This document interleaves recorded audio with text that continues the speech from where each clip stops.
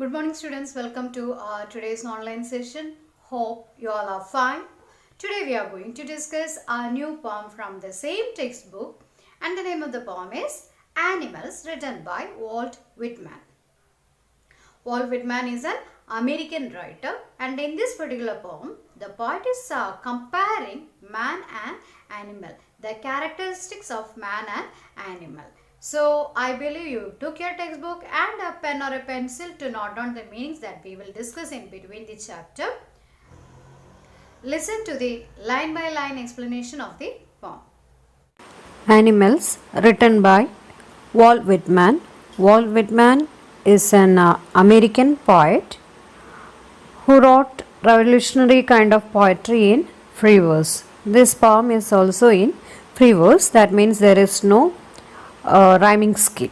So in this poem he compares man to animals, and he finds that man lacks many virtues that animals have. This is the theme of the poem. Now look at your textbook, look at the lines of the poem. I think I could turn and live with animals. They are so placid and self-contained. I stand and look at them long and long. They do not sweat and whine about their condition. They do not lie awake in the dark and weep for their sins. They do not make me sick discussing their duty to God. Not one is dissatisfied, not one is demented with the mania of owning things. Not one kneels to another, nor to his kind that lived thousands of years ago. Not one is respectable or unhappy over the whole earth. So they show their relations to me, and I accept them. They bring me tokens of myself. They evince them plainly in their possession. I wonder where they get those tokens. Did I pass that way huge times ago and negligently dropped them? These are the lines. Now look at the first two lines. I think I could turn and live with animals. They are so placid and self-contained. I stand and look at them long and long. So the poet, I told you, in this poem, the poet is trying to make comparison between man and animal, and he is telling that I think I could turn and live with animals. I think I can turn into an animal and live with them. The reason is they are so placid and self-contained. They are so placid. Placid means calm and quiet. They are so quiet and calm, and they are self-contained too, self-satisfied too. They are so placid and self-contained.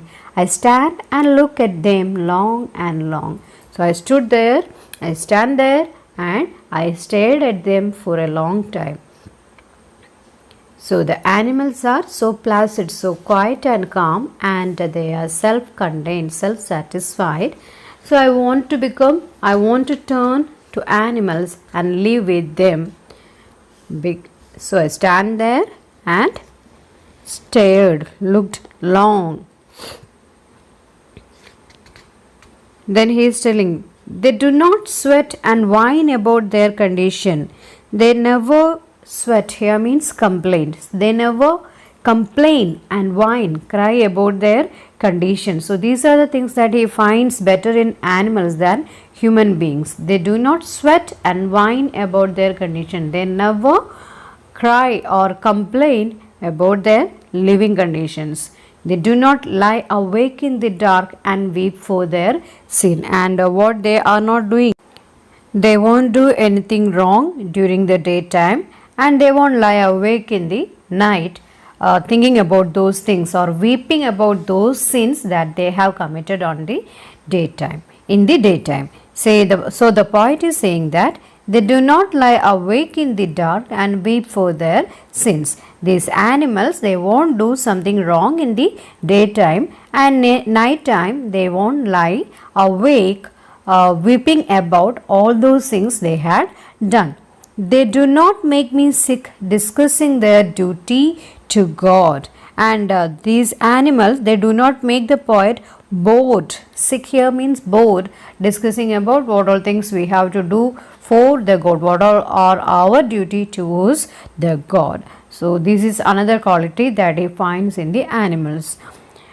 Not one is dissatisfied, not one is demented with the manner of owning things. Then again he is telling, not a single animal is dissatisfied about their life, their living condition, and not a single animal is demented about the mania of owning things, and no one is running forward or rushing in their life to own, possess things. Mania means here it is crazy about. Okay, so the poet is telling that not a single animal is discontented about or discontented over their life, or is crazy with the desire to possess more and more things in their life. Then look, not one kneels to another, nor to his kind that lived thousands of years ago.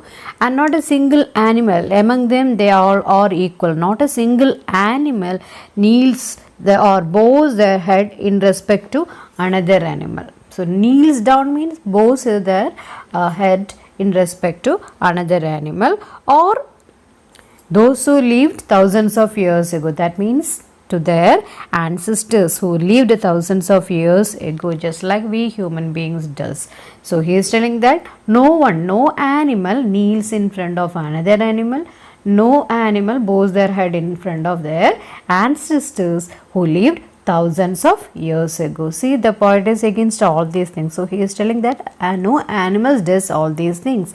So I want to live among them. Not one is respectable or unhappy over the whole earth.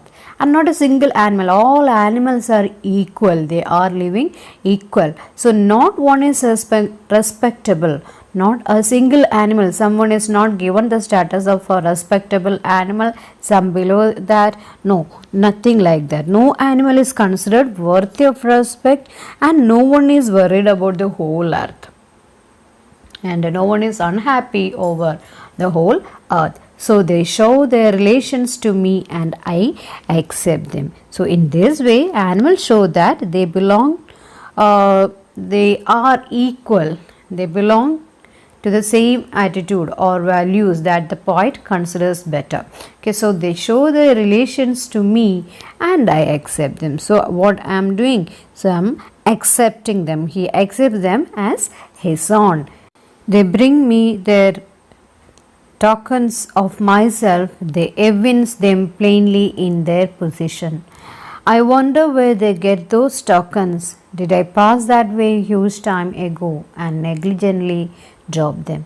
So again he is telling, they bring me tokens of myself. So these animals, they remind me or remind the poet of his original characteristics. The tokens of myself, original characteristics, they evince them plainly in their possessions, which these animals still retain. So their original character, these animals, they haven't changed anything, or there is no change in their original characteristics. They are retaining all those characteristics in themselves. And this poet tells us that these animals remind him about his original characteristics which he lost somewhere, but these animals, they evince them plainly in their possession. So these animals, they retain their original characteristics in them still. I wonder where they get those tokens. And the poet says that he wonders from where they are getting those characteristics, those tokens, get these characteristics. Did I pass that way huge times ago and negligently dropped them? And where did I drop this original characteristics? Somewhere. I dropped it somewhere. Did I drop it somewhere? Did I pass through that? That means I had all those. Whether I wonder where this animal get all these original characteristics, and I wonder where I lost it. That is the meaning of the last two lines. I wonder where they get those tokens, where these animals get their original characteristics, and I might have, did I passed that way huge times ago might have these original characteristics, and I wonder negligently I might have dropped those characters, my own original characteristics somewhere. So the poet is making a comparison between man and animals, and he is telling that these animals have their original characteristics. For that he is putting forward so many things, like they are not complaining, they are not crying, and they are not weeping in the dark thinking about the sin they had done in the daytime, and they are not sick of discussing about their duty to God, and they are not a single animal is dissatisfied about their life. They are not crazy about possessing things, owning things. Not even an animal kneels down in front of another animal or kneels in front of their ancestors who lived thousands of years ago. There is no discrimination between any animals. No one is considered more respectful than other animals, and he is telling that all these are the original characteristics of those animals which they retain, they maintain now also in them, which the poet wonders where he lost all those tokens of life.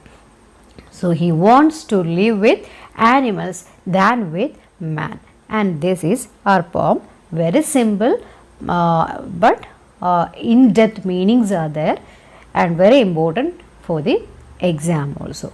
So read the textbook, understand each line, take down the notes, attend the test today itself. We can meet in our next session. Thank you. Have a great day.